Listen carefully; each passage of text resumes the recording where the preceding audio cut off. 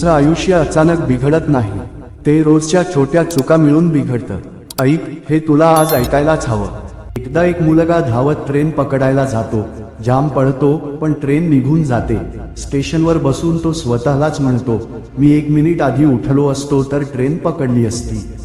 पण खरं काय, ट्रेन एक दिवसामुळे चुकली नाही, ती चुकली दररोज उशिरा उठण्याच्या सवयीमुळे.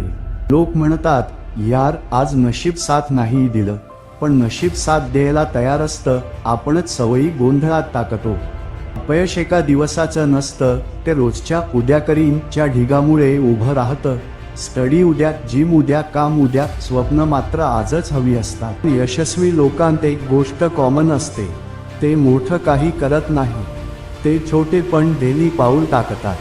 दिवसाला 10 मिनिट व्यायाम चालेल, 5 पानं वाचन चालेल, थोडं स्टील, थोडी मेहनत, पण रोज कन्सिस्टन्सी. डिसिप्लिन म्हणजे काय?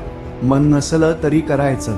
ज्या दिवशी मन नाही त्या दिवशी केलेलं काम तुला बाकी लोकांपेक्षा वेगळं बनवतं. लक्षात ठेव, तुझं आयुष्य एका दिवसात बदलत नाही, पण तुझ्या सवयीमुळे नक्की बदलतं.